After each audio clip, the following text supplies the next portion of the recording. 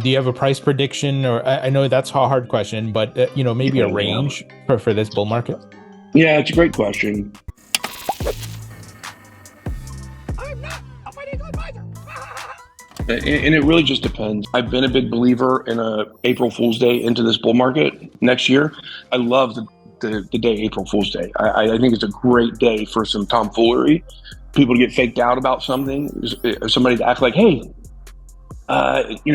here's this massive story about this massive ban of something. And people see it and start spreading it. Kind of what happened in 2017 when they removed the Korean volume off of CoinMarketCap. That was the top of the market. People woke up and it was $100 billion lower. We had never seen $1 trillion. It was at 900 and they woke up and it was 800. They're like, what the and everybody went and they sold. And they said, oh, we just didn't think to Tony. Come on, let's be for real on this. And so the point is that I think April Fool's Day is an interesting day for something like that, but I certainly also do not believe for sure it's going to happen on that. I believe sometime during Q2 is when the bull run will end. So starts on April 1st, goes to the end of June, and I think that's a good range. However, I will say this, the longer that this bull run has stalled to continue after the halving, it has made me question that a little bit.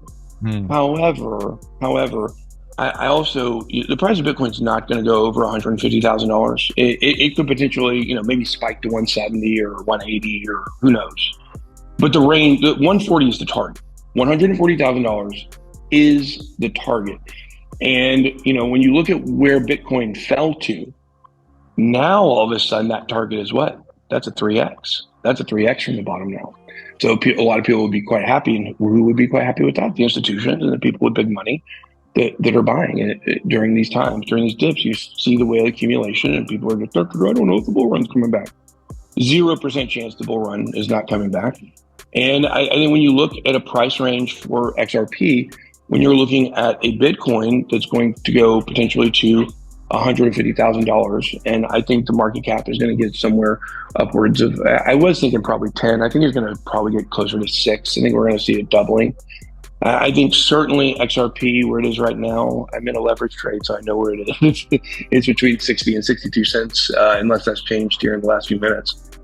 And I think that certainly, I was saying, my original price prediction was $18, and with $18 to $25, and the highest possible price you could get to would be $50, and that would be the perfect scenario.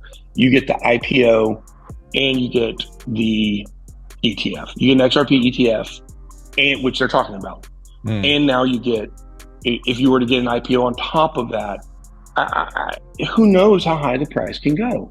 But that money's got to come from somewhere. Money's got to come from somewhere. And so that means it's going to be coming from money that will be going into other coins. So what are the coins that are going to get hurt? Obviously ADA. XRP and ADA have had a long history. They don't like each other. And I was for both communities, and I still do love the ADA community. I feel bad for them. I do. I really feel bad for the ADA community because a lot of them are they're sunken cost fallacy. I've got too much into this now, I can't get out, into something that's going to go up better and faster, basically. So that's where that is. I think if I want to give what I believe a realistic price target is for XRP, that I think is definitely achievable, I'd say $8 to $10. I think that's definitely achievable. I think that's almost a slam dunk. And then from there, where it gets above $8 to $10, that's going, and look, it could, maybe 6 is as high as it goes. Maybe it's 6, it almost doubles the last all-time high, maybe. I think 7 is a good number. That would be twice the previous all-time high, approximately. So I think in that range, the $8 to $10 range is pretty safe to say it could get up there. I think that all the levels after that, if you were to say $18 to $25 range, how could it get there? That would be with the IPO.